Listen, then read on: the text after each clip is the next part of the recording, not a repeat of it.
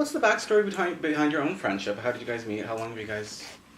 We were a random roommate match in college, and she was the nice Jewish girl that showed up in my apartment. It was a 4-bedroom, 4-bath. Yeah, it's like one of those like off-campus like college apartments. Yeah, it was like I'm gonna live off campus this year, and it's gonna be cool, but it was basically like another form of a dorm. Yeah, we did have our own bathrooms. We did, and Lauren always has to have her own bathroom and a clear shower curtain. Well, I need a clear shower curtain, so she feels safe.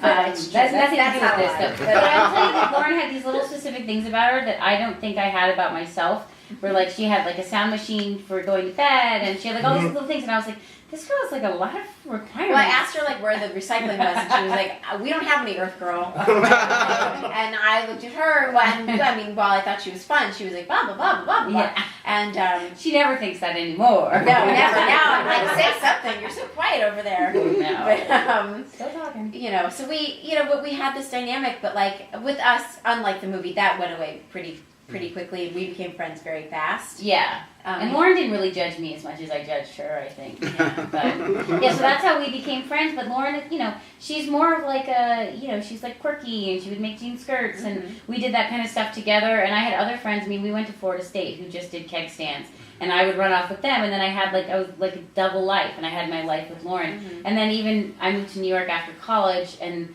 Lauren and I stayed really great friends. We had this cross-country road trip together where she moved to LA, and then I moved to New York, and anyways, it was all very charming. And then we would exchange cards all the time, and like birthday, Valentine's Day, Hanukkah for you. Yeah, and she'd always say, come to LA. You know, this is the year you move to LA and we'll write together. And she never would, but then one day she did. And I saved up to a grand total of $2,000. I thought it would be enough. I told her to save like 10, but whatever. 2 months later, I was working a summer camp for 100, whatever. But you know, it was like, come to LA and we'll write. And so, you know, she got there and she settled in for a couple weeks, and then we sat down on a computer and I was like, all right, what are we writing?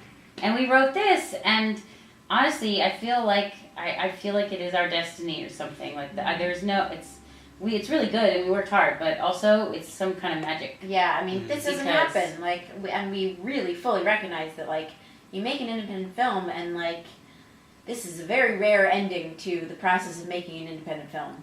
So it's just craziness. I still pinching myself every day. Well, the film's chock full of cameos. Obviously, the Seth Rogen cameo, we understand that. Nia Vardalos, Sugar Baby, he used to be a DJ in Toronto. Yeah. Can you talk to that?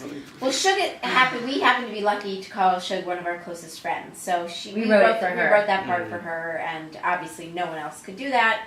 She's so incredible. But people like Nia and all of our cameos, and Ari too, we wrote love letters to everyone to get all these talented people to come out and play with us. And we just got really lucky, you know, and I guess our script was okay, and people liked it. Well, we were really genuine in the letters, and we were like, listen, we want to make this on our own, and no one will give us a chance, and we think you're right for this, and please call us back. And Kevin Smith was like, loves independent film. He was on board. Nia Vardalos was like, been there, sister. And so we all just sort of, and Sugar, of course, she deserves her time to shine, and she's one of the most talented people we know, and the fact that she doesn't have her own show or whatever is in America, or whatever you call it, just was wrong. So yeah, we just went for the best people ever. Yeah, you know, making an independent movie is about like dreaming big and not taking no for an answer, and so it's just we just kept pushing and got really lucky. The real turning point of the film, like you know, it's a comedy, but the moment that I just felt the heart was the moment, you know, where Katie was asking whether or not she loved Lauren back. For me, that really, you know, that hit home to me. Why do you think it is that Katie had such a hard time? I mean, she explains in the film, right? You know, I was just talking shit, blah blah blah. Why do you think it is that she had that, you know, she had that need to put that out there? Well, you know, I think there's all kinds of questions that can be answered with, you know, lots of backstory questions of sort of how deep you want to go into a character's history. But I think, you know, the reason anyone becomes incredibly well defended is because they've been let down, because there's a part of them that feels so incredibly emotionally raw and fragile, and it's too scary to live in that place. So that's why a personality develops that's contrary to that kind of, you know, vulnerability. And I think, you know, it doesn't seem like Katie has a stable family. She's never been in love in a romantic sense, and I think she doesn't have a lot of friends because she's, you know, afraid of being hurt, of not being able to be herself, of open up. She's lived a very separate existence, and that's what's so incredible about her relationship with Lauren, is this relationship that develops between them, and the partnership that she's felt for the first time. And all she wants is to feel loved, and then in that moment, it's terrifying for her to reveal it herself. You know, it's too scary to say those words. And then, of course, we know how she acts out later, and then ultimately realizes